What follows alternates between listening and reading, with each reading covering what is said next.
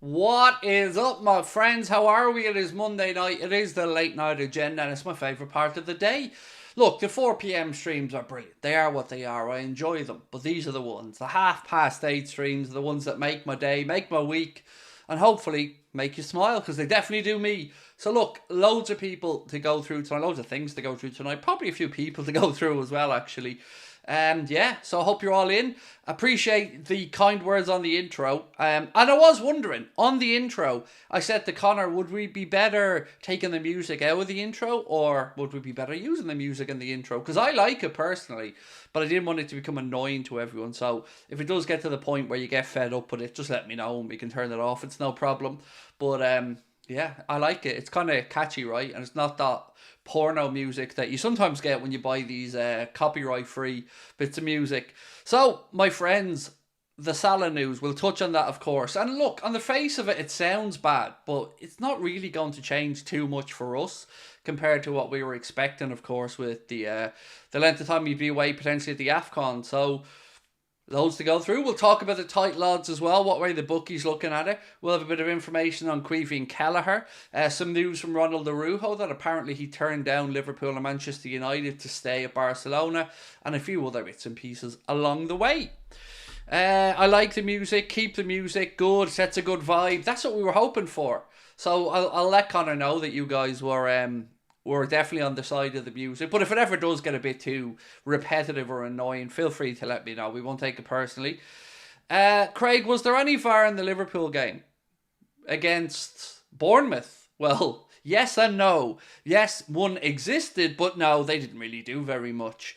Tomorrow, by the way, there won't be VAR in Chelsea's game against Middlesbrough, and there won't be VAR in our game against Fulham, just because there has to be VAR available in every ground for any round of the League Cup, and of course the Riverside doesn't have VAR, so that's why there's none in the semi-finals, but it will be there in the final, I believe, at Wembley, should we make it. Is Mo's injury bad? Not really, but it's a little bit worse than expected. So let me just read you through what Rami Abbasisa said, that it's probably going to, Rami Abbasisa said it's probably going to be about 21 to 28 days for Mohamed Salah, rather than the 2 games, which was being spoken about. Now, look, I get on the face of it that this looks bad for us, and it's not ideal, but it's not too bad. Like, he probably would have been at the AFCON if Egypt had have gone deep into the competition till, mid-February. So, I don't think it's that bad for us. And look, we've been seeing the benefits of having a deep squad, particularly in attack, with Diogo Jota and, of course, Darwin Núñez banging in a couple of goals each. So look, what we do know is Mohamed Salah will be back doing his rehab at Kirby with the Liverpool medical team. And if by the time he is fit and available, Egypt are still in the AFCON, then I think the plan is for him to go back over and finish whatever rounds of the tournament remain. As I started the stream tonight, they were 0-0 with Cape Verde in their important match. But just to reiterate to everybody as well that as well as the top 2 teams going through in the AFCON, 4 of the best 6 third place teams also go through. So 4 out of 6 basically with regards to third place. So I think they probably will get through, but I don't expect them to go deep. I think they'll probably get knocked out in the next round.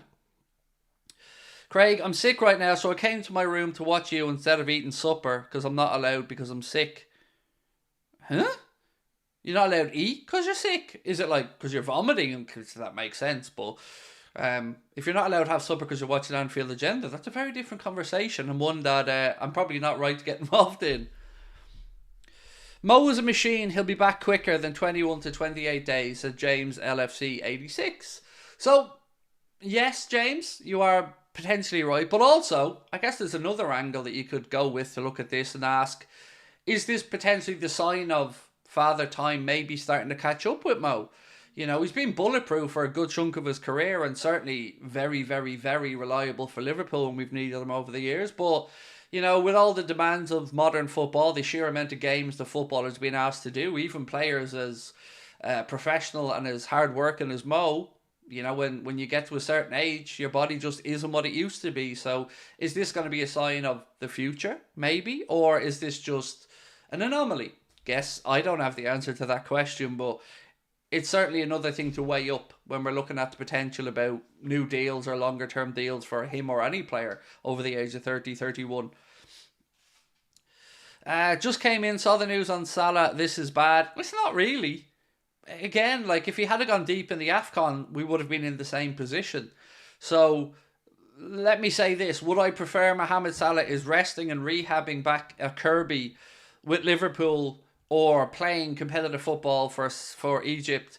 And if it was the same time period, much prefer him to be back at Kirby. Thank you very much. But it is what it is. And we just have to roll with the punches. Yeah. I mean, I don't really... I'm not overly concerned by it. It's not great news, but it's not devastating news. It doesn't really change much, I don't think, in the big picture for us.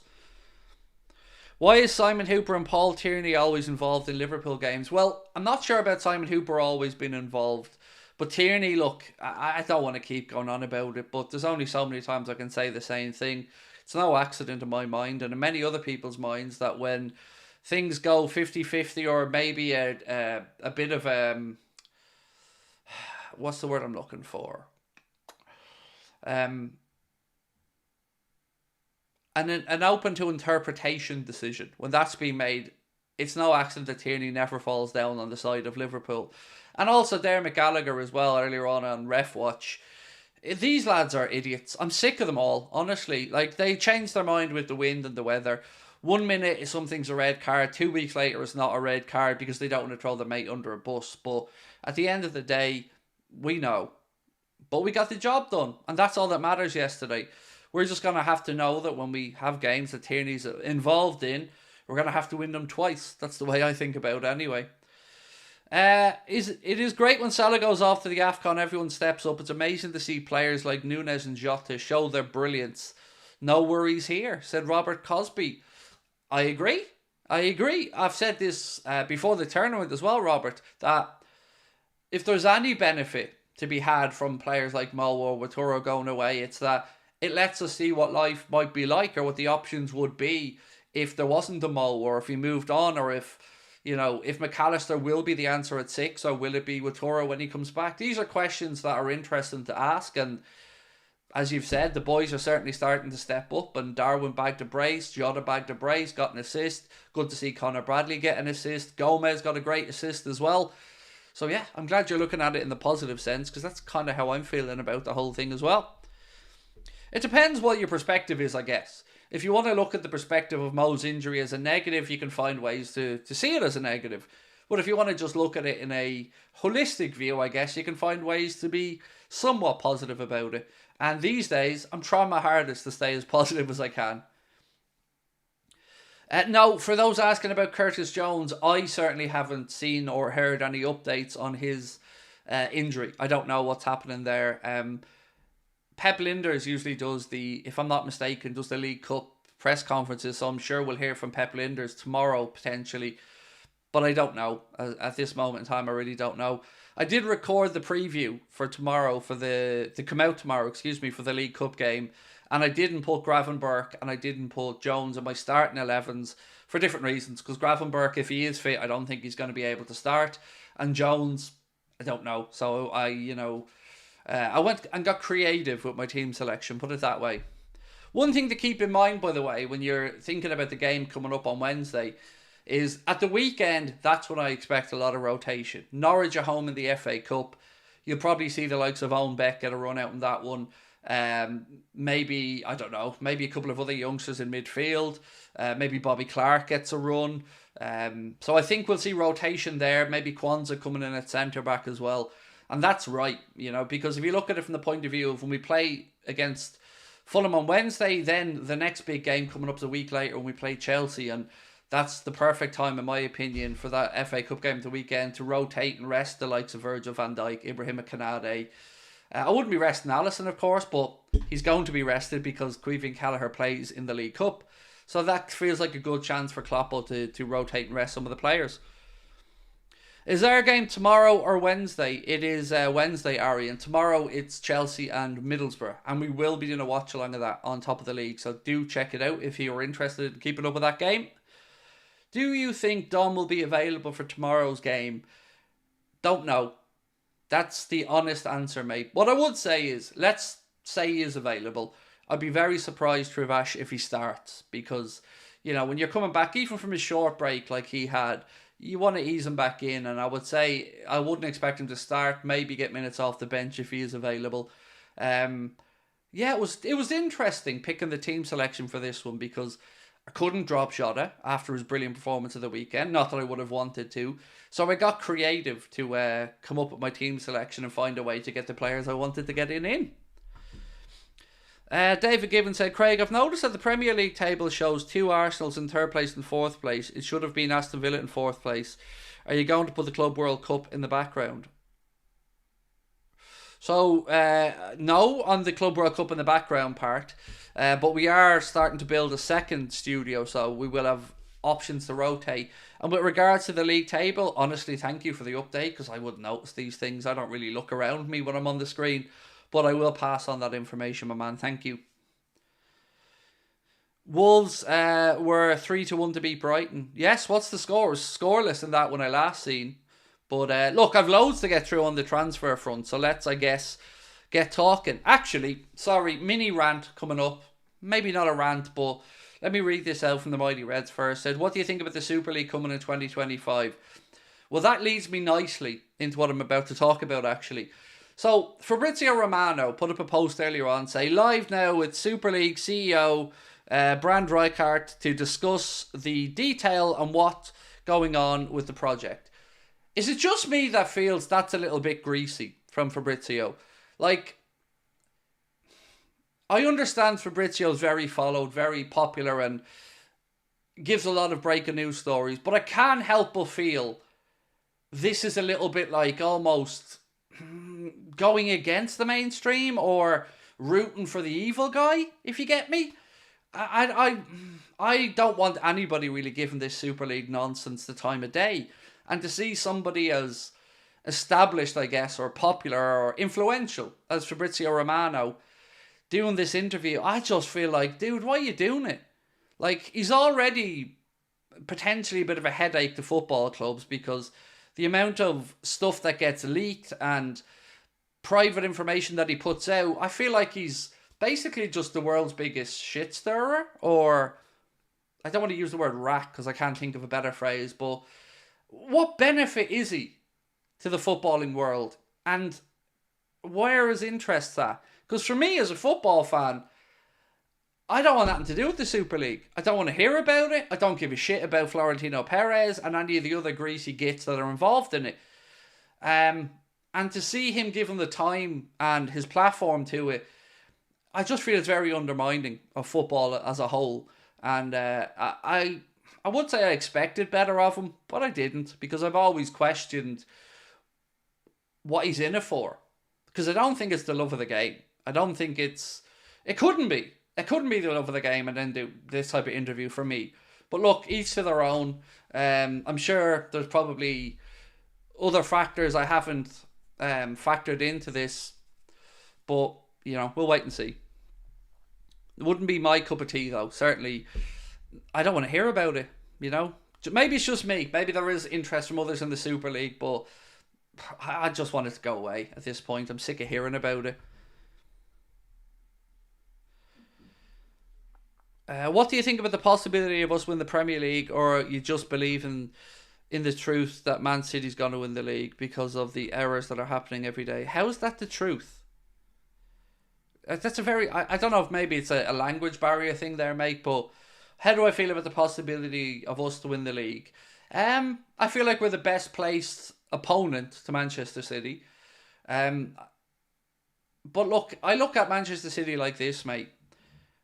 Until everything is sorted out with them and we know what the lay of the land is, they're just the elephant in the room of football. So I don't care about them, really. I care about them because they're a hindrance to us. They're a hindrance to our time with Jurgen Klopp. They're a hindrance to football. But I guess I'd rather we try and win the league than keep allowing them to go ahead and do it. So let's look at the bookies odds, though, because you've asked me what I think. But interestingly, I did have a look earlier on with the bookies. And This piece is from Betway. It said Manchester City are 4-6 to win the Premier League, Liverpool 5-2, and Arsenal 15-2. Now here's the really interesting thing. So Liverpool are 5-2 and Arsenal are 15-2. But you know who's not listed there? Spurs. So how's Gary Neville's thought process working out there that Spurs are going to, or potentially could finish ahead of Liverpool and Arsenal? Not going to happen, Gary, because as everybody knows, you're talking out your backside and Spurs are nowhere near the level consistently of challenging for a league title. But 5-2 feels, 15-2 for Arsenal feels pretty generous, to be honest, but 5-2 for a team in Liverpool who are currently top of the Premier League table.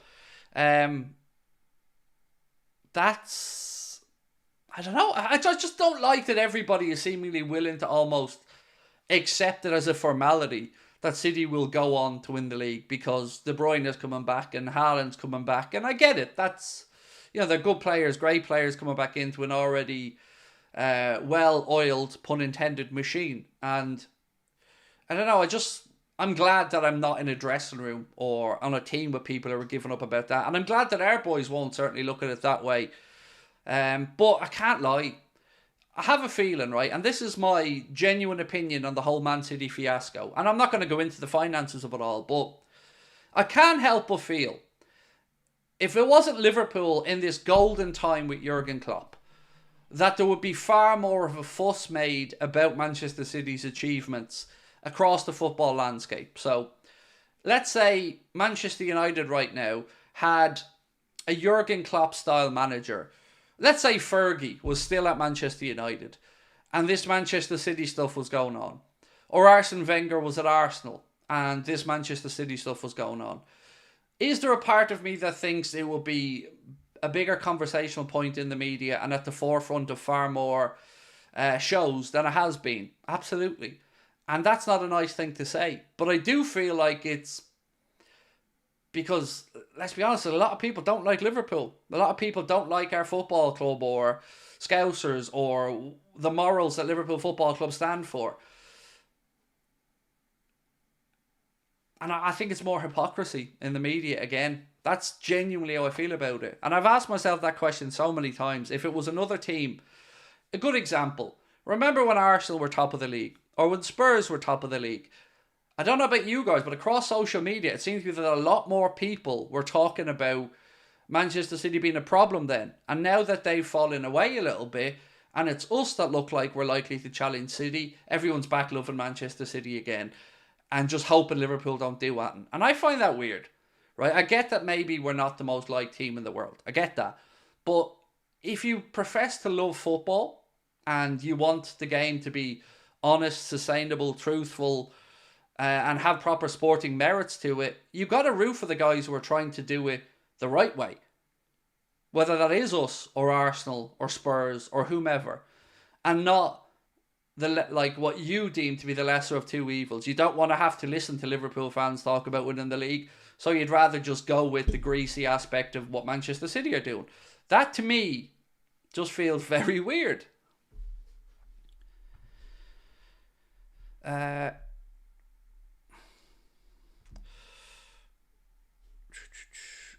Other fans are just jealous. It's, I don't know, look, not even other fans. I just feel like in the media it would be a bigger thing.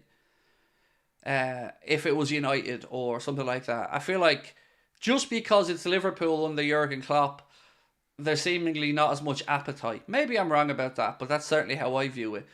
And the thing that gets me about the whole City fiasco the most is we're the ones who are potentially looking at the best time of, well, I'm going to speak for all of us here, unless you're over the age of 45 or 50. The best time of our club in my life as a Liverpool fan is right now, under Jurgen Klopp, with a manager that I might never see the likes of again.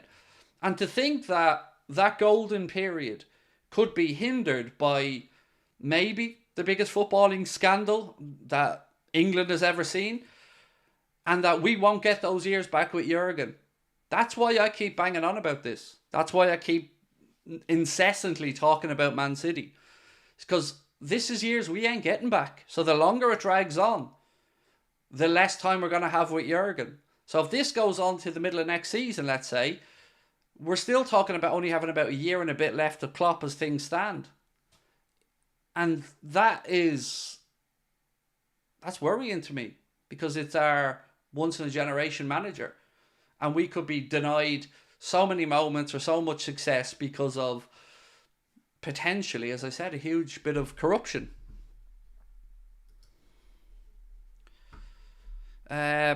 Egypt are losing 1-0. Wow. There's been a fair few shocks in this tournament so far with regards to results. Some countries that I never would have given much footballing merit to have pulled out some big results. Like earlier on, I was watching the Ivory Coast were beaten 4-0. And they're the hosts, right? Beaten 4-0 by, oh God, I can't remember who it was, but certainly not a country I would think of as a footballing hotbed. Arsenal won't be winning anything this year. Same old shite. No squad depth. Don't have a goal scorer. I think Arsenal certainly have squad depth. You're right about the goal scorer. That's what they're missing. But I do think there is squad depth there at Arsenal. Certainly compared to a few years ago. Like they're better equipped for a title challenge than Spurs, who are just at that stage of having a good 11 when everyone's fit. But when you get one or two injuries there, the fall off is probably a bit more steep. And thankfully, we've developed a bit more now as a squad, that our squad depth, even with all the injuries we've had and players away, I think it's starting to show some real merit. Equatorial Guinea, yes, that's the one. Beat Ivory Coast, thank you. So, I did say to you I had a little bit on Ronald Araujo. So, according to a fresh report in Spain, Ronald Araujo rejected interest from the Premier League, including Liverpool and Chelsea, to stay in Spain with Barcelona. The report said that he was grateful to Barcelona for initially signing him from Boston River and for being able to make a name for himself in Europe, and that he gave up a lot of money to stay at the new camp when penning his extension in 2022. And you know what? I rate it. If that's true, I genuinely do rate it. Because there's not a lot of loyalty in sport these days, and if he just loves life in Barcelona and is genuinely grateful for them giving him an opportunity to establish himself in Europe, that's pretty decent. So fair play. Would have been interesting to see how we may have gotten on in the Premier League, but as I said, that's a decent story. Fair play to him. Caoimhín Kelleher. I think somebody at the Echo made a bit of a boo-boo with their article they were writing. I think they said the Reds are set to charge a price of, what they meant was £20 million, but what they wrote was £20. So I don't think that Celtic are really going to be able to come in and buy Caoimhín Kelleher for £20. And if that is the offer, then I'll bid 21 for Caoimhín to come play football with me in the back garden. So I'll pay £21 for Kelleher, for him to be my goalkeeping understudy for the back garden FC. Yeah, but it would be a good move for him. It might be a good move to bridge a move to the Premier League for Caoimhín Kelleher, because he does have to go and play football. So maybe a move up to Celtic Park, if they can afford the transfer fee, would be an interesting one for him. I don't know how he'd feel about it, of course, but be a nice way to bridge that gap between maybe moving to another English club, go play a full season with Celtic or two, get more minutes under your belt, hopefully perform, and then get that £25 move back down south. Thank you for existing. I mean, that's one of my favourite messages ever. Thank you so much. Tell me more about Salah. I will in a second, but let's just focus on the credit for me for existing part. So the issue with Salah is that Rami Abasisa came out today and said that you're looking at maybe 3 to 4 weeks rather than the initial 10-day to 2-week prognosis that was put out there, and that he is coming back to Liverpool to do his rehab. If by the time he has finished his what has been described as intensive rehabilitation, that Egypt are still in the AFCON, then he will fly back over and finish the tournament with Egypt. If he isn't fit enough by the time Egypt are either in the final or winning it or knocked out, then of course he stays with Liverpool. I think that's common sense for reasons that I set out earlier on.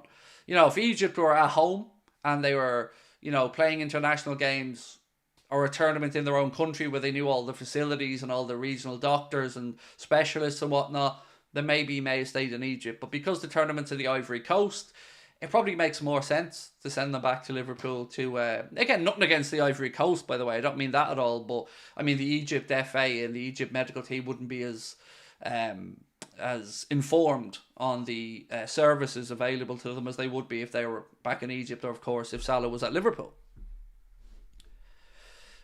Guardiola is super afraid of Trent, Salah and Nunez. And the truth. Don't forget the truth, Bill. He's afraid of that as well. But look, yeah, he is worried about Liverpool. You see that in that little documentary from, what was it called? Inside City or whatever it was called. The one that they did with Amazon. I like Kelleher, but I think he goes in the summer and we get somebody like Patterson. I think that's probably likely, Ben. Especially with Alisson having at least 4 or 5 more years at the top. I think you're right. You know, we'll keep an eye with Pitaluga and Yaros, but if Kelleher, which I assume he would want to do, is, you know, establish his career, he's got to go and play, and I understand that. Did you see the links to Federico Redondo, 8 million from Argentinos Juniors, as recommended from Macca? Number 6, 6'3", 21 years old. So, I don't know anything about the story, but I have a recollection of somebody bringing it up to me the other day. I don't know anything about him, but there's been lots of links over the last few weeks, well, not just Liverpool, but other English clubs with players in South America. So we've seen lots of links, and we'll talk about one a little bit later on, actually, for players in the Brazilian league. And it doesn't surprise me that you get recommendations from the likes of Alexis at a club like Argentinos Juniors, where, of course, he, you know, came through. Makes sense. And I know we certainly have scouts doing the rounds in South America, keeping an eye on the Argentinian league, the Brazilian league and whatnot. So we've seen links to Colombian centre-back as well there recently as well. Did you see the crazy Chiefs-Bills game? I did, yes. And I couldn't help but feel for the Bills Mafia with that missed field goal. Yeah. I don't know why Josh Allen didn't take the 2 easy checkdowns that he had for an 8-9 yard completion. He was just focusing on that end zone. But there was a couple of, I think Stephon Diggs was one of the ones he could have checked down and had a more manageable 3rd down. So, yeah, it is what it is. Or 4th down, I think it would have been on that one. But, yeah, your heart breaks for them. But you also got to give Chiefs credit. You know, a lot was made about them going on the road for the first time in the playoffs, and they rocked up and they left with the W, and they're off to Baltimore for the divisional final. Any news on Koopmeiners? Yes, I do actually. Let me just grab my notes here. Where's the one on 10 Koopmeiners? Is it this one? Yes. So, Gazzetta dello Sport. So let me just read this whole piece out to you. It'll make more sense that way. It's on the Echo if you want to have a look yourself. So it says, Jurgen Klopp has played down the prospect of Liverpool making any signings during the January transfer window. But the good folk at La Gazzetta dello Sport beg to differ. According to the renowned Italian publication, as per 442, the Reds are pursuing Atalanta midfielder Tyne Koopmeiners and are ready to table a £40 million bid for the 25-year-old. They go on to say the Dutch international has been doing the business in Serie A this season, providing 7 goals and 4 assists. And the report says Atalanta would prefer to sell Koopmeiners to a team outside of Italy, with Newcastle also named as an interested party. They go on to talk about Newcastle's issues, obviously trying to balance out FFP. And then they finish by saying, will Klopp buy another midfielder before strengthening his injury-hit defence? We don't think so, but stranger things have happened. So that's all I know, mate. There's been a couple of links, mainly coming out of Italy, and I can't remember too many links coming out of Italy that have actually come to fruition for Liverpool a while back, or over the last while. There's been lots of talk about players Liverpool are supposedly interested in, but Koopmeiners is a name now that I will say that even in the summer was being mentioned. So I guess keep an eye on it, but as the article points out at the end, our need is probably for defensive reinforcements ahead of midfield reinforcement. The only thing that kind of makes me think about it having potential is we free up a space in midfield in the summer when Thiago's contract is up, and maybe that's what the club are looking at. I don't know. I don't think we'll make any signings this month, said Cabbage Turnips. I don't know. But look, it's looking less and less likely as the days go on. And we are, 22nd of January today, so yeah, it would have to... it's been a very underwhelming window, though, hasn't it? Like, not for us alone, right across the board. Not really too many deals happening. Does Salah's injury extinguish the Mbappe hopes? Don't you be silly, Andy. Of course they don't extinguish the Mbappe hopes, dude. So, again, talking about Mbappe...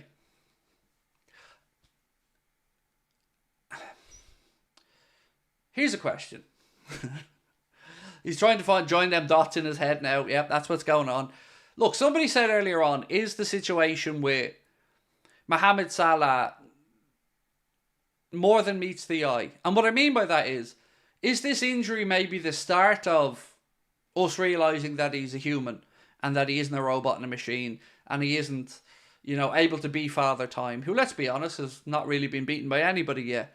So is this maybe a little insight into what we might expect over the next few years if Mo did renew? Is it an anomaly and just bad luck and bad timing that he picked up? Or is it a sign that even though he looks after himself, even though he's supremely fit, lives a great lifestyle, eats well, trains well, with the sheer amount of football that modern day footballers are having to play, especially ones at the very top level who are playing international football, playing European football, as well as the domestic stuff, that he might start to pick up more of these injuries and maybe he has to be managed a little bit more or his minutes looked after a little bit more. I mean, that's an interesting conversation to have. And look, I clearly don't know the answer. But it's definitely another one that goes in the potential negative column with regard to talk about a renewal for Mo and stuff like that. So to link that back to the Mbappe question that came in, it depends how much money Liverpool want to potentially reinvest back into Mohamed Salah, or if they feel they could reinvest that money elsewhere. Look, here's another good one, right? Today there was also an article, and I'll read it out to you. Where has it gone? Sorry. Right, so there was also an article from a guy called Joseph Agboli, who I think is with LFC Transfer Room. But it said, Liverpool are considering Bayern Munich forward Leroy Sané as a potential replacement for Mohamed Salah this summer. Arsenal and Spurs are also expressing interest in the former Manchester City star. So that would be idiocy if we did that. Stupidity of the highest order. So if you are going to move on from Mo and you are going to look to either cash in or not give him a new deal, you can't be putting that money into somebody like Sané, who has a very dubious injury record and is very hot and cold as a player anyway. On his day, brilliant, an absolute talent. But would I give up Mohamed Salah to sign Sané? Not a bloody chance. Not a hope I would do it. So I would be very unsure about the sincerity of that link. I'm not having a pop at any journalists in particular or any outlets. That's not what I'm doing here, but that's the type of story that I just go, yeah, we're not that stupid. We're not going to give up Salah and then bring in Sané, who's inferior in every way, except that he happens to be a couple of years younger. So if we were going to reinvest all that money, it would have to be in either a young prospect who's a huge talent waiting to be unearthed and pay for that potential, or we go and try and pull something out of the oven like Mbappe. And that whole drama that's going on there with him, really. The club will exist without Salah, The club will always exist. We've all been, well, I say all of us, most of you will have been around long enough to see players come and go from football clubs and Liverpool. And we've been lucky enough to see your Steven Gerrards, go through the list, Luis Suarez, Fernando Torres, Ian Rush, John Barnes, Ian Callahan, Phil Thompson, Kenny Dalglish. The list goes on and on and on and on. They've all come and go and the club have still survived. But the important part of surviving is evolving and not holding on to things too long. And I'm definitely a believer in it's better to sell somebody a year too soon than a year too late. That's definitely the camp I'd be in. So honestly, as I've said all along, to me looking at this, the numbers make sense for a sale for Mohamed Salah. I can't lie. I can't pretend that if I was in John W. Henry's position, I wouldn't be looking to cash in. I would.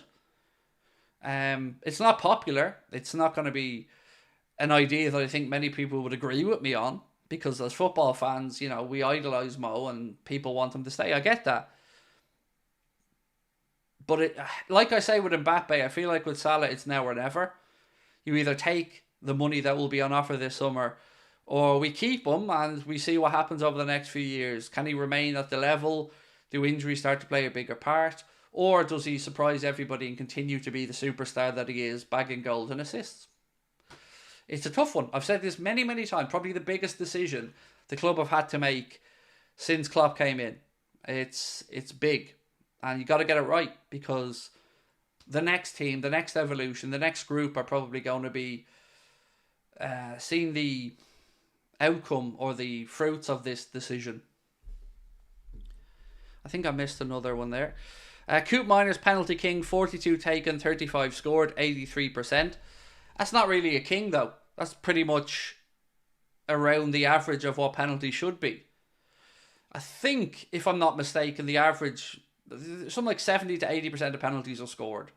So I wouldn't say that that's really a penalty king, other than exactly what I'd expect from someone taking penalties, that type of record. You want a penalty king, then, you know, look at Letitia or Milner or others who just have almost impeccable penalty records. Steven Gerrard is my hero. We learn to let go, said Robert Cosby. Yeah, it's tough. And I get that people are emotionally invested, of course. I understand that, but one of my, I guess, benefits of being on the spectrum is my way of thinking at times in certain things like this isn't the same as most people. And I'm not somebody who's very, you know, stuck on sentimentality. For me, decisions are black and white. You know, it either makes sense or it doesn't. And that's, I find that I make decisions in life quite quickly on things like that. So for me, if 100 and something million came in the summer, I'd take it. How are you doing, Craig, my man? How's the storm? Has it calmed down? It has, thank you, Tommy. And do you know what? I was very pleasantly surprised, my friend, that we didn't have any electricity cuts in my house yesterday. Fully was the wind outside when we were doing the watch along, as an example, was really bad. So yeah, really happy that we managed to keep making the content and keep the mainly keep the heating on in the house. So yeah, delighted with that. Hope everybody's safe and well. I hope if anybody did experience any damage from the storms, that it was minimal and that your families are all okay and safe. Bradley, thank you. Cool name, Bradley Van Vuren. That is an absolutely super name, mate. Well in. Sound like a superstar DJ. He said, hey Craig, hope you're well. Has the date for Mbappe to respond to Madrid passed? So yeah, this is definitely one of those very living, breathing, evolving situations, mate, where these dates don't mean anything. They get put out there, and then when they approach and Madrid realise that nothing's happening yet, they back down very quickly. I think whatever happens with Mbappe in Madrid, I think he's made them, I think he's played them like a fiddle. Even if he ends up going there, he's shown that they're full of it. He's shown that, of course, they still want him, even though they had their big song and dance last year when he chose to stay at PSG. And I've quite enjoyed him having them on strings. And we don't want them, we do want them, we don't want them, going between Perez and their fans as well. I found the whole thing quite funny. It's almost like you want Salah gone. Or it's almost like I've explained very fucking clearly, Jimbo, and very rationally why I would make that decision. Again, I would make this decision if it was any other player in the same circumstance. So it's almost like you're a moron, Jimbo. It's almost like you aren't able to join the dots and have any grown-up, rationalised thinking. I've given you my reasons why I wouldn't keep Mo on, and none of them have to do with not admiring him, not liking him, not cheering and wanting him to succeed. Go back and watch all the highlights of me celebrating when the man scores. Millions of them there for you, well, not millions, thousands for you to watch. Not thousands, hundreds for you to watch. So, yeah, rather than have a go at me and trying to look into something that isn't there, like most of you little weirdos do when you try to troll me or undermine me, I've explained my thought process and I don't need to answer to you or anyone else, but also, give me yours and shut up.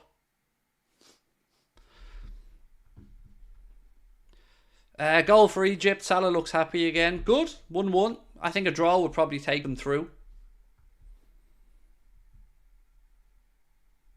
Do people not listen to what Craig says? No. All people, some people come in to do is, Craig said one thing once, therefore Craig will always be defined by one thing, and that's all anyone will ever remember about one situation, and I can't have an evolving opinion. That's Craig. But I can't win them over, so I don't try.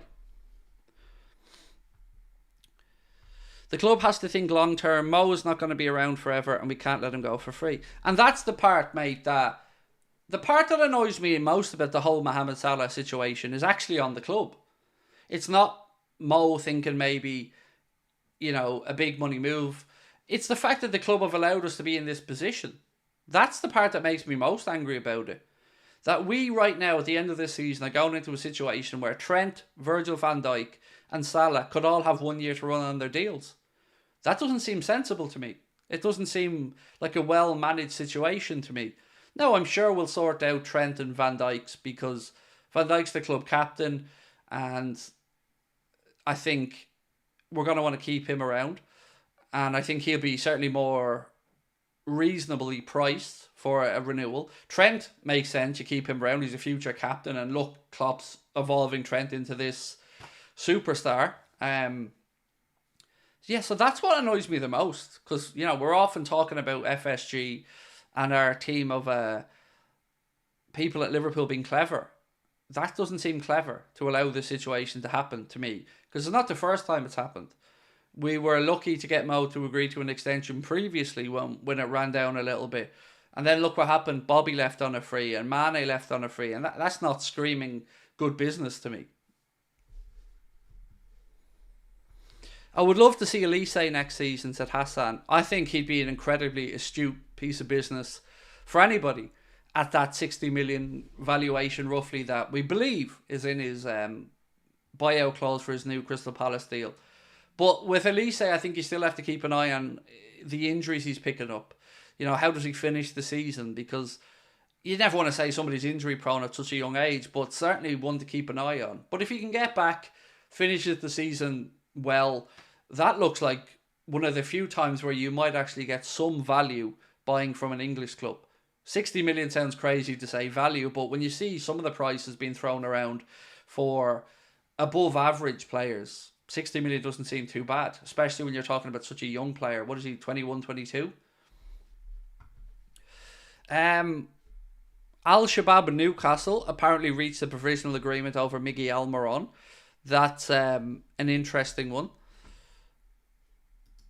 So I did mention this in the early stream, but I'd love some more feedback on it. Has anybody ever watched Genk? And if so, what do we know about Bilal El Kanous, who's a player that apparently Liverpool have been linked to, and Bayer Leverkusen and Liverpool have sent scouts to watch? I don't know anything about the guy, in all honesty. I do know that there is some good players, though, coming through in the Belgian league. So I'm assuming somebody in the chat will have more input on this than I would have.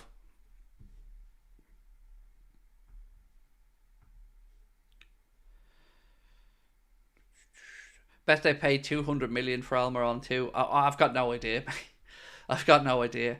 So while we're talking about players Craig's never heard of, let's move on to another player that, surprisingly enough, I've not really heard of. But a report today from the Mail said Liverpool are tracking Palmeiras winger Luis Guilherme. The Premier League leaders are keeping an eye on the young, versatile attacking talent, although defence remains the summer priority. So, again, not going to pretend I know much about Luis Guilherme, except I like saying the name Luis Guilherme because Guilherme is a pretty fun, cool name to say. But again, loads of links to Liverpool and other Premier League clubs with players coming out of Brazil and Argentina at the minute. So if anybody's watched much of Palmeiras, again, would love to know your thoughts on him in the comment section. Yannick said, I watch the Belgian league quite often, but I've never really noticed the guy too much. Yeah, I'm like that. Like, some other people will lie to you and say, oh yeah, no, he's alright, yeah. I'm not going to lie to you. I didn't know that the dude existed until we'd seen the link in the newspapers with him in Liverpool. So yeah, I've got no clue about him. Same with the guy Luis Guilherme. But look, Palmeiras seem to be really bringing through some players, because you got Endrick who went through there, who of course is moving to Real Madrid. I'm almost certain that Chelsea had sent somebody over to try and get a deal done for a Palmeiras player as well recently. Do you think Darwin is back and will go on a scoring run for us, said Lee Brown? I hope so, Lee. I think we all are pulling for the kid, right? So he's doing well, and long may that continue. So whether he's scoring, look, as long as the statistic keeps showing that when Darwin plays we win games, I'm grand with it. If he scores, if Jota scores, if anybody else scores, I don't really mind. But yeah, be nice to see him score a bunch now to shut people up for a little while. Lewis as well is apparently on par with Endrick. Thank you for that one, Lufiti. Appreciate your input. Is this what we've become? A pile of bean counters instead of supporting the club no matter what? Let's support the accountants then. I don't know what that means, Charles. Like, I don't know if you're trying to say that we're wrong to look at the business side of it and that we should be just supporting the player, as in we want to keep Mo. If that's what you're saying, I understand your sentiment. But at the same time, let's paint a picture of a world where if Salah does stay and it doesn't work out, we can't complain about having no money to go out and, bring in a top tier replacement. So at some point, you have to, I guess, remove emotion from a decision. And I would also point out one thing as well to what you've said there. We're a fan of the football club. That includes the bean counters. That includes the health of the football club, the sustainability of the football club, the future finances of the football club. So I want Liverpool to make the right decisions at the right times for the right amounts of money, because that's part of a modern day football club, unfortunately. But these days you can't just be a fan. We have to all be, accountants and agents and PR gurus, and the life of a football fan has evolved, my man.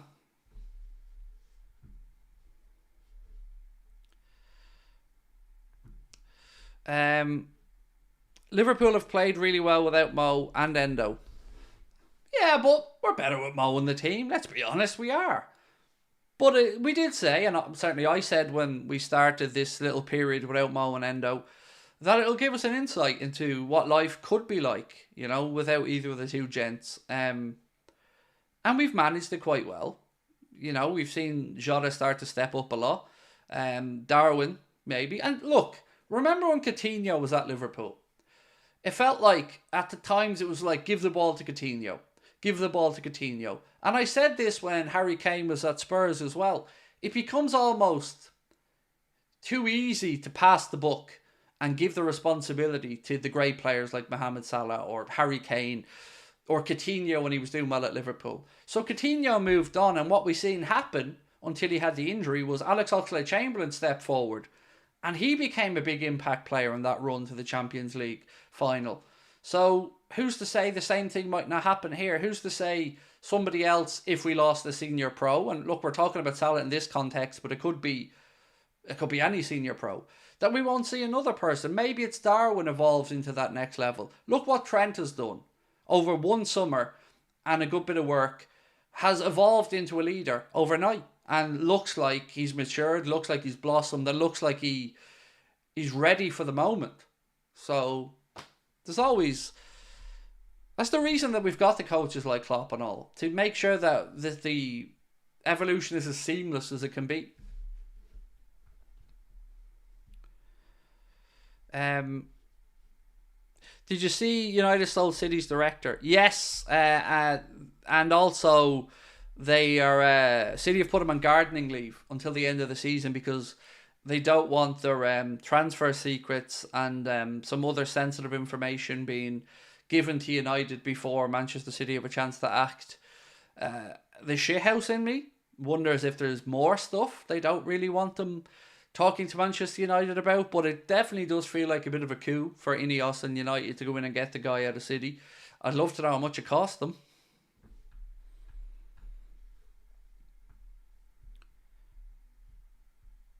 Sorry, lads, I'm just flying through. So on the Super League stuff, the latest breaking news said the Super League plan to start in September 2025 with all the best clubs in Europe and the English clubs. English highlighted here in this post. Do they not understand that English clubs can't join? That they've all signed up? And in Liverpool's case, Liverpool have given the ability for the supporters union to veto any attempted joining of a Super League. It's in, I think, the statutes of the club. So it just feels like more lies in the media being spread. The Super League may well go ahead in some incarnation, and as we've seen today, there's talk that they'll have 20 clubs when it launches instead of, I don't know, the 60 or so that they probably needed to have their 3-tiered system. It just feels, again, just like an annoyance hanging around.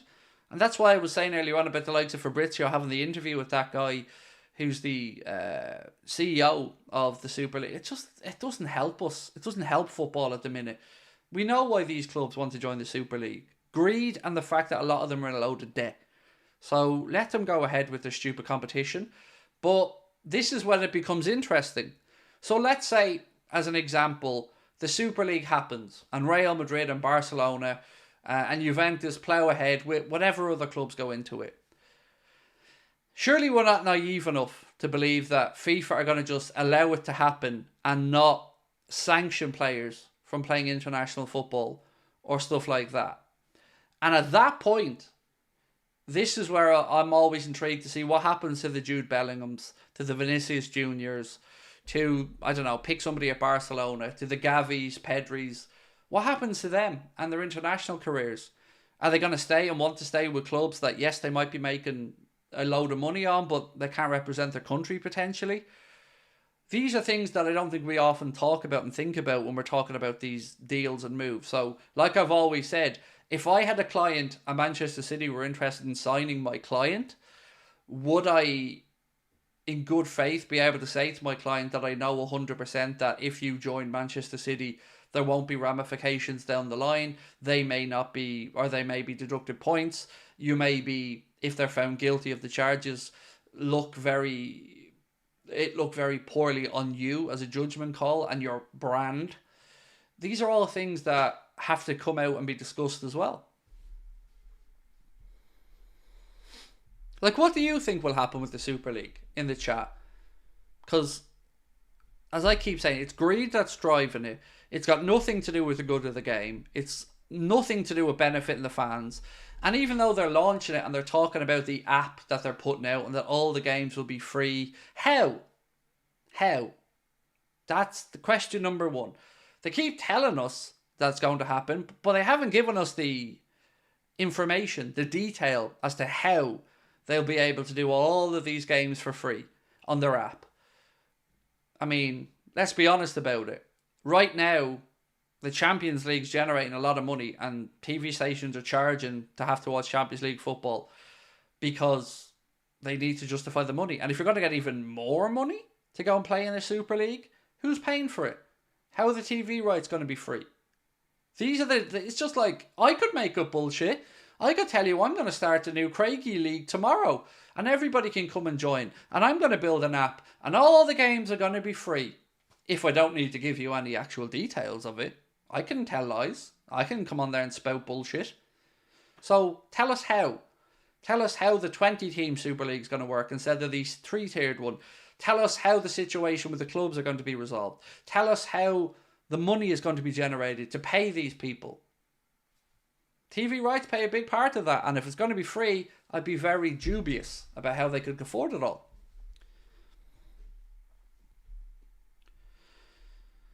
Sorry, Craig, missed most of the stream. How bad is Salah's injury? Basically, it's gone from potentially 2 weeks to 3 to 4 weeks. So not overly bad, but it's a little bit more serious than was first thought.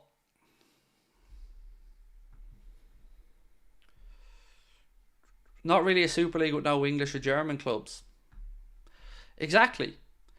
Especially the English clubs. Like, the English clubs are where it's at.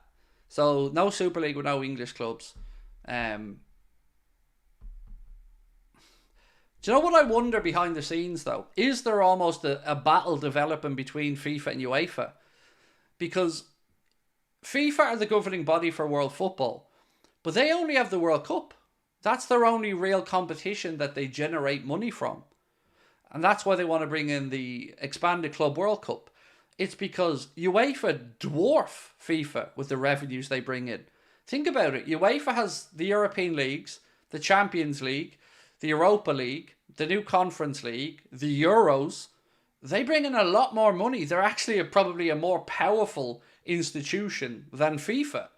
So you've got these two things bashing heads, and I wonder what happens. Do FIFA look favourably on the Florentino Perez project if there's enough in there? Or is Infantino a man of his word, and does he stick with Alexander Kefren and the UEFA project? This is all interesting stuff to me.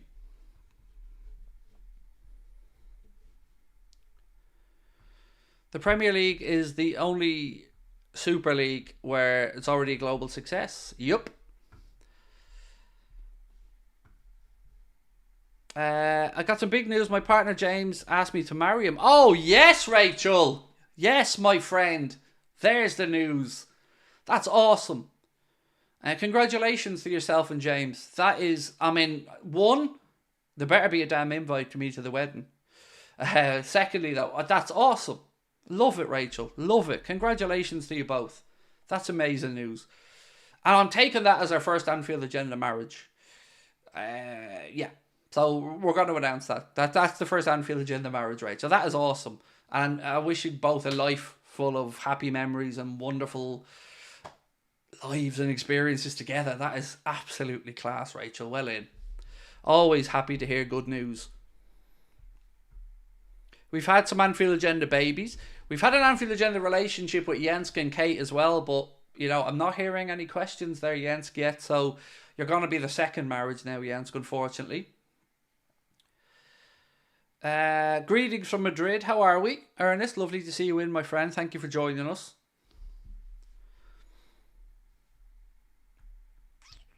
Sorry, I'm just flying through my notes real quick because I feel like there's some stories I haven't brought up yet. Mateusz Musialowski. We touched on this earlier on as well. A report from Footy Insider saying that Norwich are not Norwich, I've seen Daniel Farke and I think Norwich because he used to be their manager. Leeds are interested in signing Liverpool youngster Mateusz Musialowski, which would be an interesting one because, look, it hasn't really evolved into a great experience for Musialowski at Liverpool. And if you could get a move to Leeds, be a good move for him. And it'd be interesting to see how he gets on. Sorry. Hiccups galore today. Don't know why.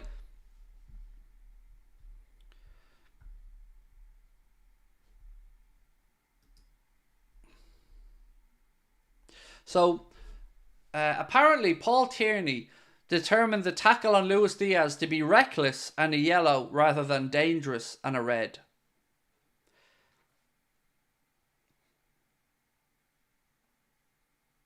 I'm biting my tongue here because, you know, I deem it to be hypocrisy again from the Premier League. I can't get away from that Curtis Jones challenge and even the Marcus Rashford one, because Curtis Jones challenge was a red, but as we all seen, it was Curtis Jones' foot hitting the top of the ball and rolling into the player that caused the impact. And if anything, that impact was lessened because of the impact he made with the ball. Whereas with the Kluivert challenge, it was straight onto the ankle area, above the ankle, with no mitigating factor of why he made the contact. So, I think, like, again, the PGMOL and the Premier League and the refs are just talking out both sides of their mouth here. Why do other teams get punished for it and other teams get away with it? And it's not against Clivert or Bournemouth. I mean, I've every belief that Clivert certainly didn't go in to try and hurt anybody. I would never accuse players of that. But it gets just more feckin' hypocrisy, isn't it? It was a red card all day long. So, I'd rather a world, John, where it wasn't a red card. I'd rather a world where we understand that these things happen, and they probably happen 30 times in a game, in other games over the years, but we don't get the slow motion replays and we don't dissect every single frame of it. So in an ideal world, for me, none of these are penalties. But if we do live in this world where things are micro-analysed, then why isn't he sent to the monitor? And that's the part that I'll never understand. Except for I know why. You know why. We all know why Paul Tierney didn't send him to the monitor. I don't need to tell you. You know why. Same reason he didn't send the ref to the monitor when Diogo Jota was fouled on the line of the penalty area. Because he knew the outcome. He knew what would happen if he sent the referee over. And what's very interesting about it, especially the penalty incident, is the referee initially doesn't give it on the pitch. So Tierney immediately has an erection then. He's thinking, oh, here we go, get out of jail free card. He knows that he can use the clear and obvious error nonsense threshold to back up his decision to think, well, I don't think it was clear and obvious enough. The ref seen it and he didn't think it was a penalty because he waved it away. But maybe the ref was wrong. And when we see the replay of it, we see very clearly that Diogo Jota's foot was kicked. So if that isn't at least enough to evoke a conversation as to why the ref should have another look at it, what will be? Again, they get to hide behind this mythical, magical threshold that is not definable whatsoever of this clear and obvious crap. It's wrong. It's either right or it's wrong. And again, I'm going to go in more depth here. Read up on the rules of VAR. Read up on what you're supposed to do and when it's okay to use slow motion. So ironically, this was one of those situations where they were actually allowed under the not rules, but under the instructions of VAR. You're only allowed to slow things down if you're to see where the point of contact is made on a challenge. Is it made inside or outside the penalty area? And for this, it was right on the line. So it's almost a textbook case of, well, here's a reason to use slow motion and send the referee over to the monitor and show him where the point of contact is made. But he didn't. And we all know why.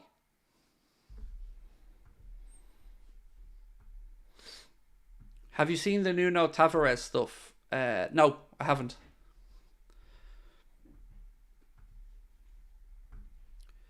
Should we replace VAR with trained owls? They could hover over the pitch and swoop down to make decisions. I don't know what to say anymore about VAR. Honestly, look, last night when I finished the game, I went on Sky and had a look, and David Moyes is on there complaining about VAR, saying the players are just shrugging their shoulders now because they don't even understand what's going on. So how is this good for the game? It isn't. And it would have been nice to be able to hear why Paul Tierney decided not to send the ref to the monitor, actually hear it, and hear how it's happening. Full transparency in these moments. But we know the Premier League are afraid of that transparency by the looks of it. So I think it's right that we all are asking, and the managers are asking, what on earth is going on? People are losing faith in the system already. And there's only so many apologies clubs can get. You've all had them. Whoever you support, your club have most likely had an apology in the past season from Howard Webb and his band of merry morons in the PGMOL. So, you know, what route do you have to go down next? Because Gary Neville says we're not allowed to write letters. We're not allowed to write letters. We can only have schleeving behind the scenes conversations, which kind of just plays into the whole greasy aspect of it, rather than the transparent, open, honest dialogue that we football fans actually want. So I'm all for writing letters because that at least gives you a reference point. Any news on Inacio? Yes, but it's the same. The news is loads of reports coming out of Portugal that Liverpool are interested. Loads of reports that he's turned down other offers, but no reports to suggest if Liverpool's interest is going to turn into a January or summer move. It's just more guesswork. So I truly don't know what to believe on it. It's one of those I'll believe it when it happens scenarios. But I do find the thought process between the likes of spending €60 million on a centre-back or a 13 million quid on Itakura, I find that fascinating because I don't know what way Klopp's thinking.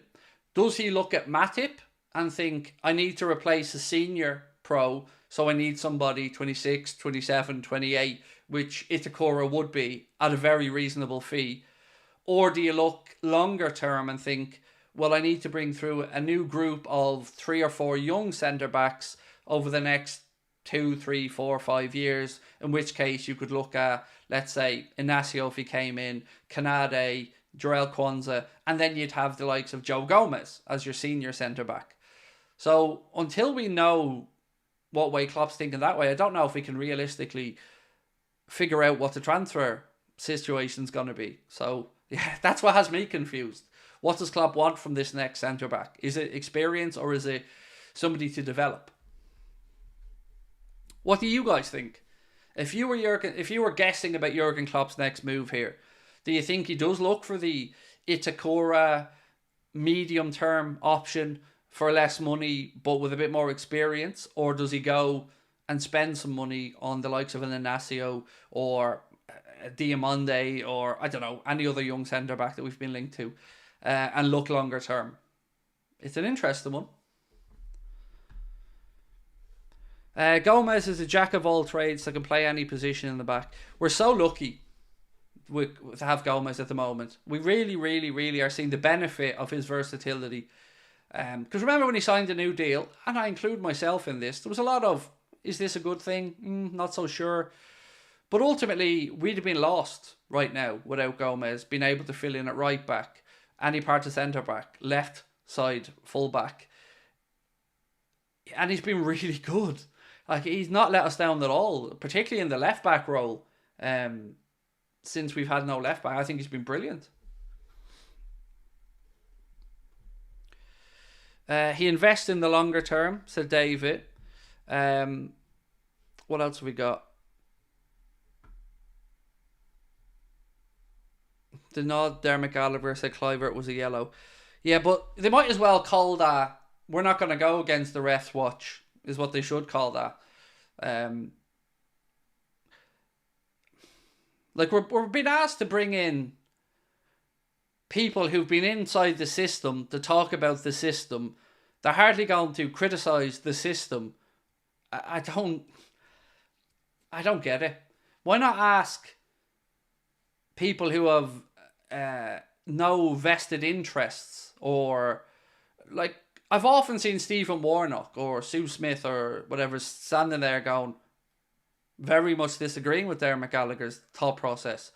And what struck me about seeing Mike Dean on Gillette Soccer Saturday night is the sheer arrogance of them. Oh, rules, rules, rules. You don't know the rules. Rules, rules. Well, you fuckers don't seemingly know the rules either. And where were the rules when you didn't want to send your mate over to the monitor because you knew he was going to get an earful when Cucurella was having his hair pulled? And you've already admitted that.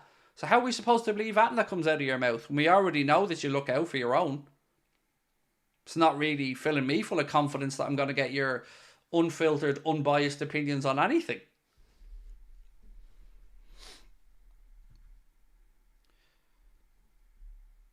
Lloyd Kelly from Bournemouth seems like a Klopp signing in the summer.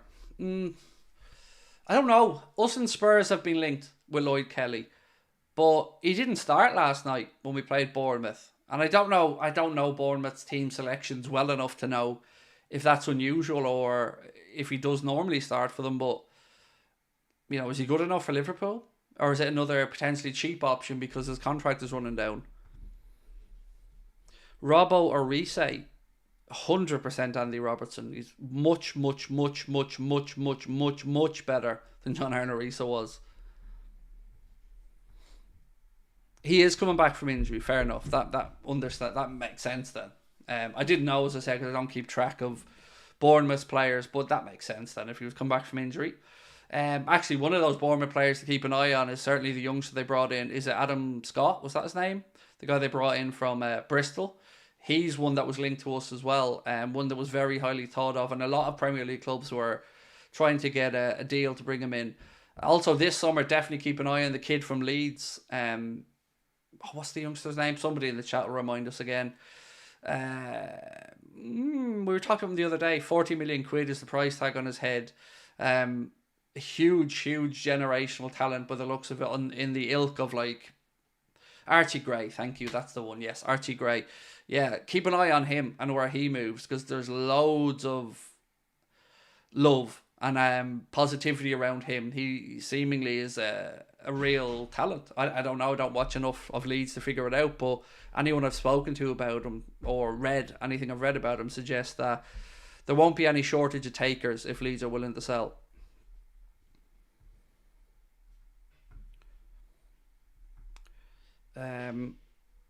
Never watched John Barnes, too young. How good was he? Brilliant, powerful, skillful, just robust, hardy, just good player. Like good player. Definitely £100 million player in this day and age. Zimbabwe in the house. Ron, thank you, mate. Welcome in. If Robbo had Reece's shooting abilities, he'd be dangerous. Yes, that's one thing Robbo's definitely lacking on a little bit, unfortunately, is that just the shooting accuracy. But look, I can't wait to have him back. It's going to be brilliant.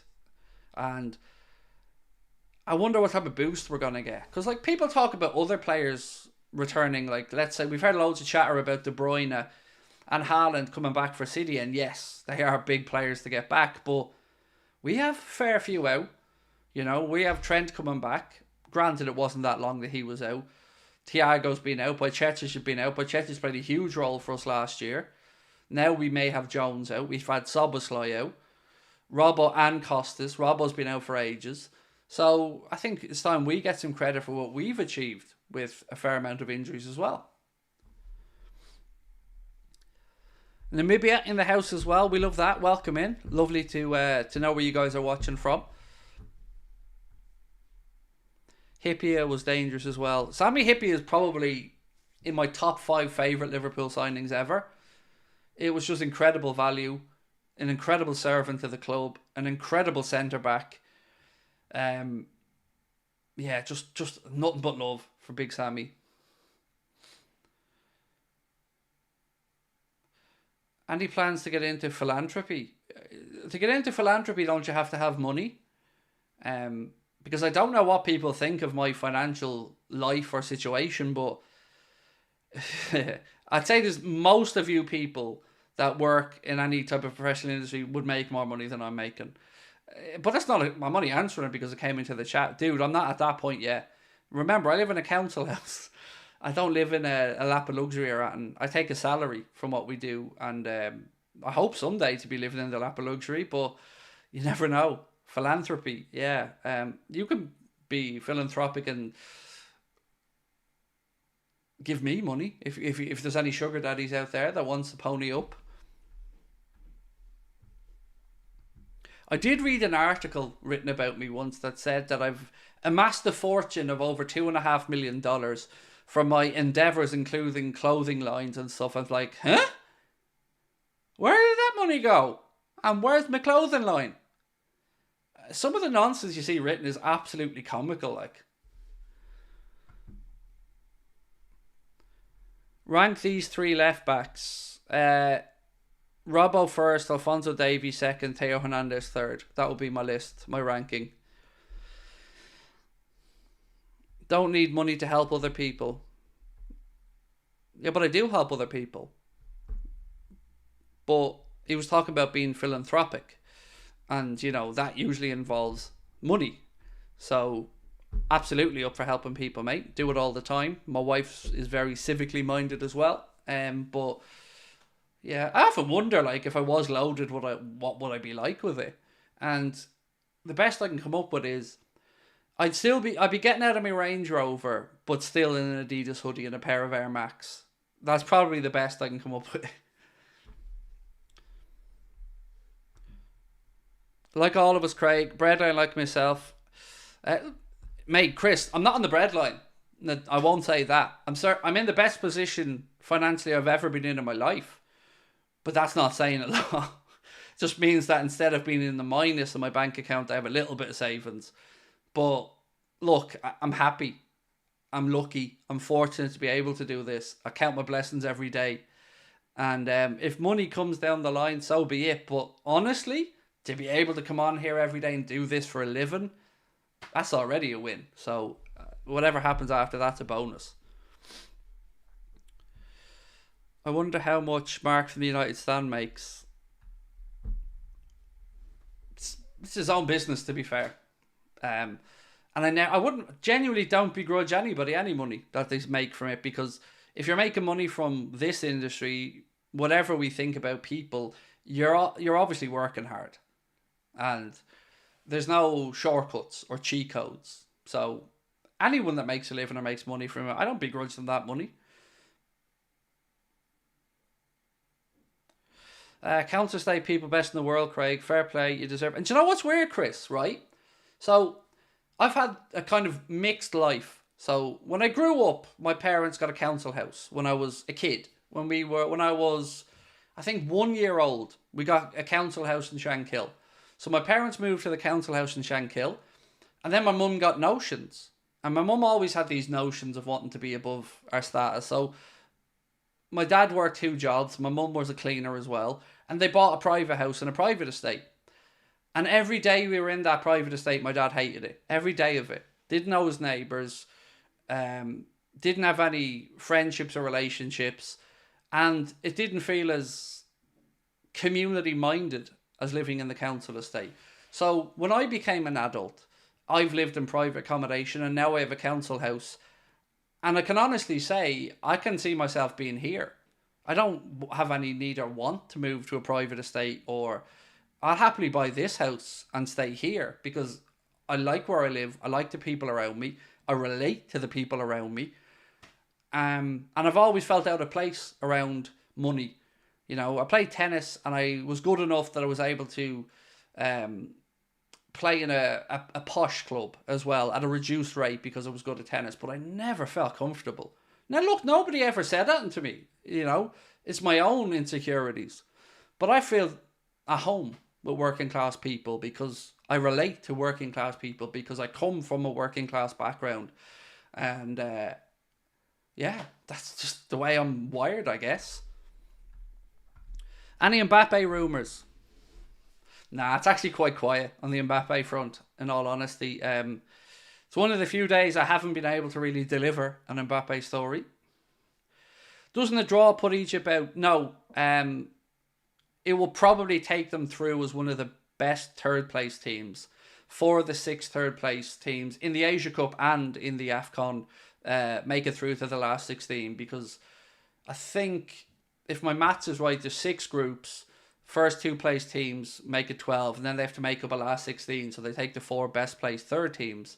So in theory, I think only 6 teams or 8 teams, 8 teams go out after the group stage, which is weird.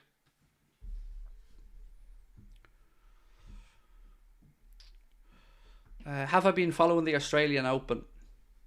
A little bit. I seen Cam Norrie was knocked out in 5 sets, 10-3 in a 5th set tiebreak.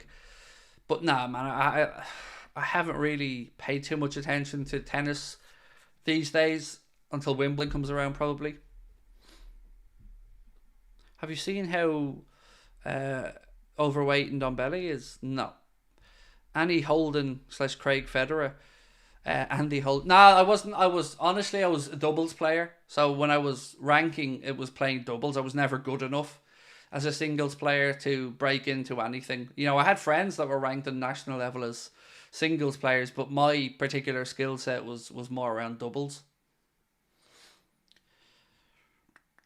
If we played Real Madrid at this moment, what do you think the score would be? So would you say at this moment, do you mean no Trent, no Salah, no Endo, Uh, Maybe no Jones, no Thiago, no Bachet, nobody. Or if we had both had full strength teams, don't know.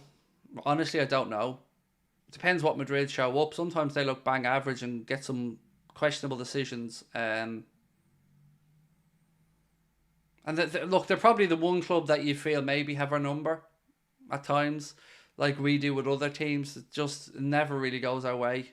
Except for that beautiful 4-1 victory, I think it was, back in the day when Gerrard and Torres were just having fun with Real Madrid at Anfield. That was amazing. Any Inacio news? Just like we've said all the time, reports in Portugal still talking about Liverpool being willing to trigger the release clause, but no real information about if it's going to be this window next summer or is it just more waffle. So I don't know is the honest answer. I play paddle tennis, that's brilliant. So I've never played it, Rachel, but I have seen it start to become more popular. And it certainly looks interesting. I think the club put a paddle... I think, didn't they build a paddle tennis court at Kirby? 4-0 versus Madrid. Thank you, Philip. Sorry, 4-0. I remember, even though we won that game 4-0, Casillas had a worldie, if I remember it correctly. It should have been a lot more.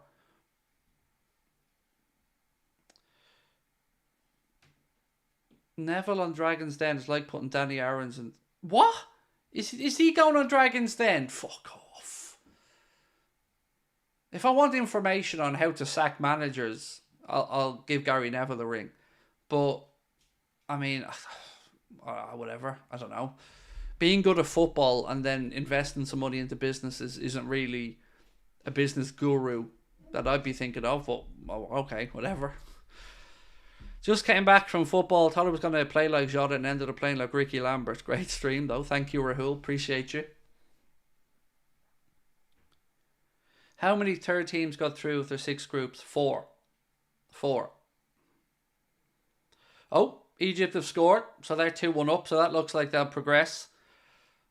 Well done. Fair play. So that looks like they're going to safely see their way through to the round of 16.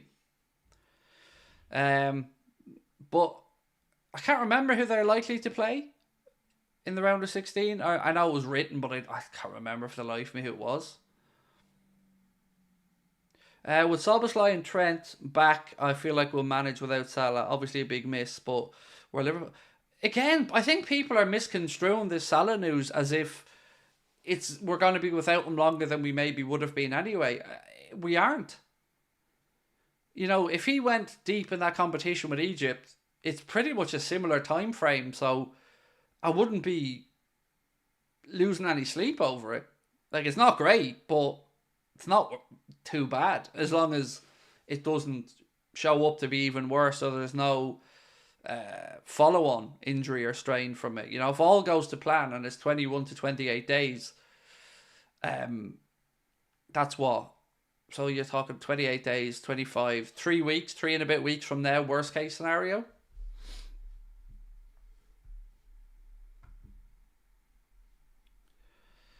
Gary Neville being torn to pieces by Ian Hislop for his hypocrisy and going to work at the Qatar World Cup was hilarious. It feels to me like Neville's just getting a little bit too big for his boots. And I like a lot of stuff that Gary Neville has done. I thought he did the interview with Dele Alli magnificently well. I thought he handled it very sensitively. I can listen to him breaking down football on Monday Night Football with Jamie Carragher, and I love the innovations they've done there. But when he starts to talk about other shit, my eyes gloss over. I don't want to hear him talk about the morality of football because I don't think he's removed enough from the emotional side of it to be giving that lecture to anybody. And I think there's a lot of nonsense that comes out of his mouth on certain subjects. Maybe it's an Irish thing. I don't like people getting ahead of themselves. And I think he kind of speaks like he thinks he's speaking on behalf of all of football at times.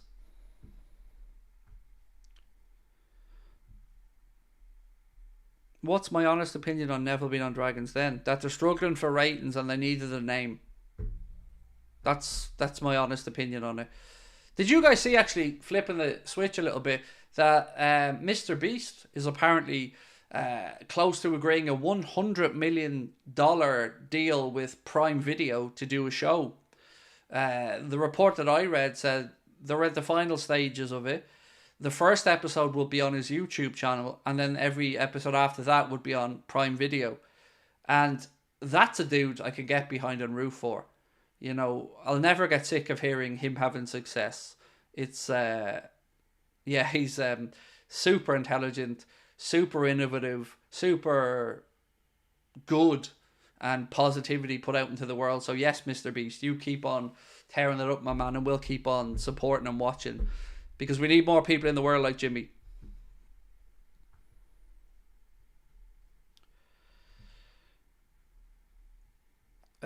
Talk about philanthropy with his craft. Are we talking about Mr. Beast? Awesome. Just what a dude, like. Hey Craig, with Salah expected to be out for 28 days, how many points do you think we'll get from the fixtures during this period? So, again, I don't think much has changed in that regard. So we picked up the points for the game against Bournemouth. Next two games are cup games, one League Cup, one FA Cup, so they don't count with regards to the points you're talking about. Then we've got Chelsea, which you probably would have missed anyway, and Arsenal, which most likely would have missed. They're huge. So I think if we can get Trent and Robbo back, particularly for the Arsenal game, I think that'll be a huge boost for us. Because this is that week, that Wednesday through whenever it is, Saturday or Sunday, we play Arsenal. That is going to be big. I want to say it's going to define our season, but it's certainly going to give us a better understanding of if we're going to be in this race for the long haul or not.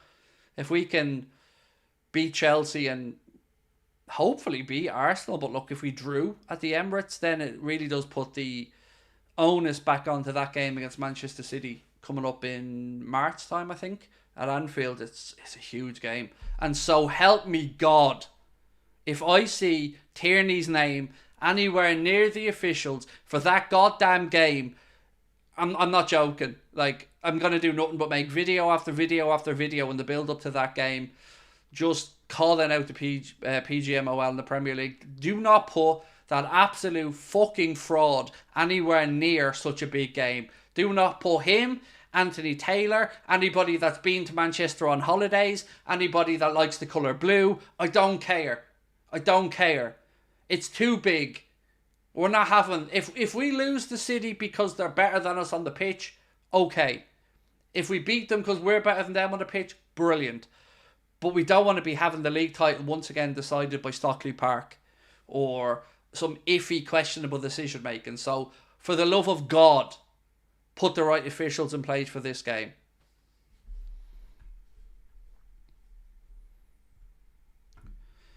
If I see Hooper, Tierney, Atwell or Coop on that list of officials in any capacity, I'm fully expecting us to be shafted. I bet Klopp will be having a word in his ear of the Prem. It's yeah. It keeps me up at night thinking about this stuff, honestly.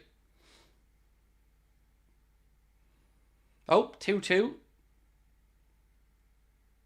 2-2, Cape Verde have scored. So it's 2-2. It's Desmond in the Egypt-Cape Verde game.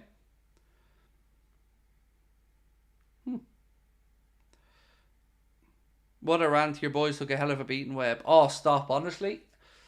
I thought my pitch earlier on, by the way, to the Saudi Pro League was worth a show. So that's going to go up on the Clips channel. So do give that a like and a share. Because I made an honest, sincere, heartfelt plea to the good folks in the Saudi Pro League to look at broadening their horizons and bringing in the best of talent of refereeing. And, you know, nobody screams professionalism and talent more than Paul Tierney, lads.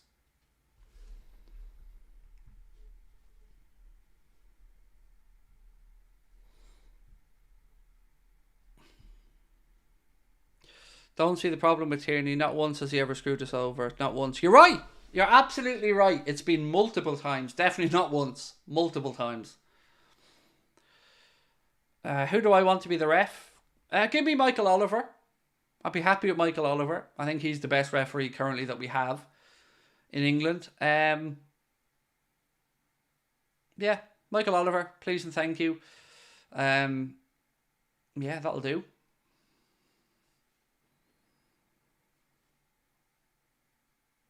I think Oliver is the best of the current group of referees. What did I think about the 4-0 win? I thought that it was, again, another great example of Jurgen Klopp.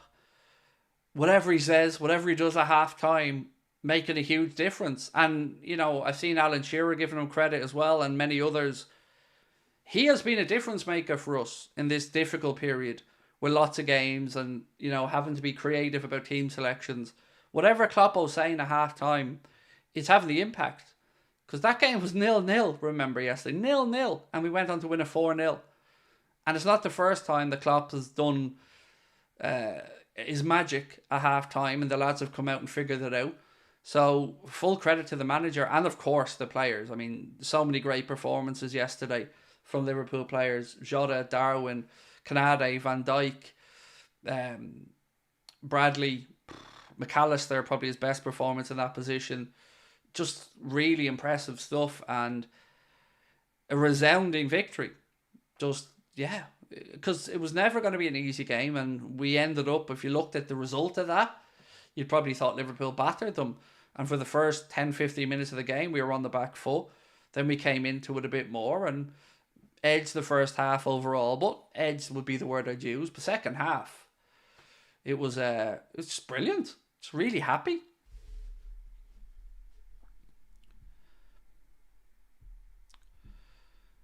Rebecca Welch would be a great improvement to the ref game. I'm not aware of Rebecca Welch. Sian Massey was the only female referee I would probably know to name check. That's done stuff in the Premier League as an official. And I've genuinely, when I've seen the decisions that she's made, even as a fourth official, or the help that she's given the referees before, I think she's pretty good at what she's doing. What was the referee? Stephanie Frapper? Was that the referee who did the Women's World Cup final? I thought she looked like a pretty good official as well. Certainly impressed with how she handled the games. What's your favourite game this season? Mine's got to be Newcastle away. Yeah, because I'd given up all hope of getting anything from that game, Luke, even a draw. And for Darwin to come off the bench and for us to win it in the manner we did, that was fun. Bournemouth were informed before the match the Vitality Stadium's a tough place to visit with injuries. We did more than expected. Yeah, wasn't it something like 7 out of 9 wins for Bournemouth going into that game yesterday? Solanke on fire as well, playing really well. So yeah, we did well. We did well. Right, my friends, I'm going to say goodnight and I'm going to go say hello to the missus. She was up doing some training with the fire brigade earlier on, so just want to see how she got on. And yeah, I will see you guys tomorrow. So there'll be a stream at 4 o'clock and then a video, but there won't be a stream tomorrow night. Remember, we're going to be over on top of the league doing a watch along of the Chelsea Middlesbrough game. Don't forget to check out the Clips channel. And again, if you are in Boston and you'd like to come and see us on the 22nd of March, get your tickets at Ticketmaster. And I'll catch up with you tomorrow.